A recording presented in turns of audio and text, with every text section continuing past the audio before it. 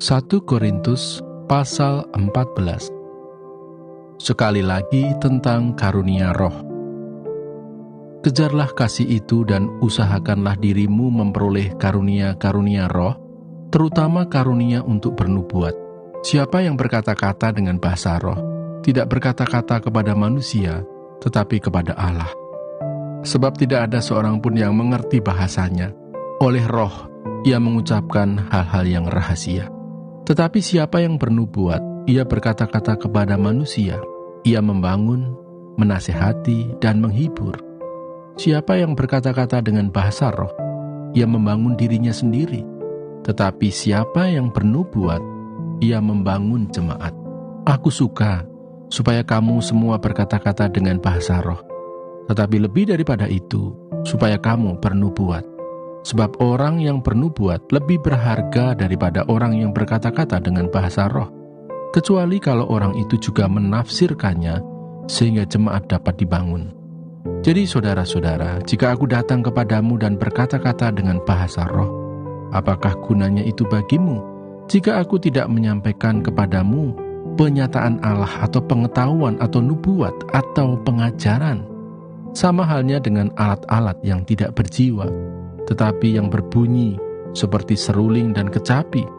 Bagaimanakah orang dapat mengetahui lagu apakah yang dimainkan seruling atau kecapi, kalau keduanya tidak mengeluarkan bunyi yang berbeda? Atau, jika nafiri tidak mengeluarkan bunyi yang terang, siapakah yang menyiapkan diri untuk berperang? Demikianlah juga kamu yang berkata-kata dengan bahasa roh. Jika kamu tidak mempergunakan kata-kata yang jelas, bagaimanakah orang dapat mengerti apa yang kamu katakan? Kata-katamu sia-sia saja kamu ucapkan di udara. Ada banyak, entah berapa banyak, macam bahasa di dunia. Sekalipun demikian, tidak ada satupun di antaranya yang mempunyai bunyi yang tidak berarti. Tetapi jika aku tidak mengetahui arti bahasa itu, aku menjadi orang asing bagi dia yang mempergunakannya, dan dia orang asing bagiku. Demikian pula dengan kamu.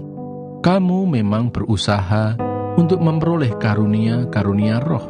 Tetapi lebih daripada itu, hendaklah kamu berusaha mempergunakannya untuk membangun jemaat. Karena itu siapa yang berkata-kata dengan bahasa roh, ia harus berdoa supaya kepadanya diberikan juga karunia untuk menafsirkannya. Sebab jika aku berdoa dengan bahasa roh, maka rohkulah yang berdoa, tetapi akal budiku tidak turut berdoa. Jadi apakah yang harus kubuat?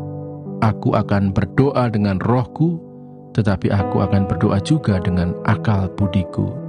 Aku akan menyanyi dan memuji dengan rohku, tetapi aku akan menyanyi dan memuji juga dengan akal budiku. Sebab, jika engkau mengucap syukur dengan rohmu saja, bagaimanakah orang biasa yang hadir sebagai pendengar dapat mengatakan amin atas pengucapan syukurmu? Bukankah ia tidak tahu apa yang engkau katakan? Sebab sekalipun pengucapan syukurmu itu sangat baik, tetapi orang lain tidak dibangun olehnya. Aku mengucap syukur kepada Allah bahwa aku berkata-kata dengan bahasa roh lebih daripada kamu semua. Tetapi dalam pertemuan jemaat, aku lebih suka mengucapkan 5 kata yang dapat dimengerti untuk mengajar orang lain juga, daripada beribu-ribu kata dengan bahasa roh. Saudara-saudara, janganlah sama seperti anak-anak dalam pemikiranmu. Jadilah anak-anak dalam kejahatan, tetapi orang dewasa dalam pemikiranmu. Dalam hukum Taurat ada tertulis, oleh orang-orang yang mempunyai bahasa lain dan oleh mulut orang-orang asing, aku akan berbicara kepada bangsa ini. Namun demikian, mereka tidak akan mendengarkan aku, firman Tuhan. Karena itu, karunia bahasa roh adalah tanda, bukan untuk orang yang beriman, tetapi untuk orang yang tidak beriman. Sedangkan karunia untuk bernubuat adalah tanda, bukan untuk orang yang tidak beriman, tetapi untuk orang yang beriman. Jadi, kalau seluruh jemaat berkumpul bersama-sama dan tiap-tiap orang berkata-kata dengan bahasa roh, lalu masuklah orang-orang luar atau orang-orang yang tidak beriman, tidakkah akan mereka katakan bahwa kamu gila. Tetapi kalau semua bernubuat, lalu masuk orang yang tidak beriman atau orang baru, ia akan diyakinkan oleh semua dan diselidiki oleh semua. Segala rahasia yang terkandung di dalam hatinya akan menjadi nyata, sehingga ia akan sujud menyembah Allah dan mengaku, sungguh Allah ada di tengah-tengah kamu. Amsal pasal 5. Nasihat mengenai perzinahan. Hai anakku, perhatikanlah hikmatku, arahkanlah telingamu kepada kepandaian yang kuajarkan, supaya engkau berpegang pada kebijaksanaan dan bibirmu memelihara pengetahuan. Karena bibir perempuan jalang menitikkan tetesan madu, dan langit-langit mulutnya lebih licin daripada minyak, tetapi kemudian ia pahit seperti empedu dan tajam seperti pedang bermata dua. Kakinya turun menuju maut, langkahnya menuju dunia orang mati. Ia tidak menempuh jalan kehidupan, jalannya sesat tanpa diketahuinya. Sebab itu, hai anak-anak, dengarkanlah aku, janganlah kamu menyimpang daripada perkataan mulutku. Jauhkanlah jalanmu daripada dia, dan janganlah menghampiri pintu rumahnya, supaya engkau jangan menyerahkan keremajaanmu kepada orang lain, dan tahun-tahun umurmu kepada orang kejam, supaya orang lain jangan mengenyangkan diri dengan kekayaanmu, dan hasil susah payahmu jangan masuk ke rumah orang yang tidak dikenal. Dan pada akhirnya engkau akan mengeluh kalau daging dan tubuhmu habis binasa. Lalu engkau akan berkata, ah, mengapa aku benci kepada didikan, dan hatiku menolak teguran? Mengapa aku tidak mendengarkan suara guru-guruku, dan tidak mengarahkan telingaku kepada pengajar-pengajarku? Aku nyaris terjerumus ke dalam tiap malapetaka di tengah-tengah jemaah dan perkumpulan. Minumlah air dari kulahmu sendiri, minumlah air dari sumurmu yang membual. Patutkah mata airmu meluap keluar seperti batang-batang air ke lapangan-lapangan?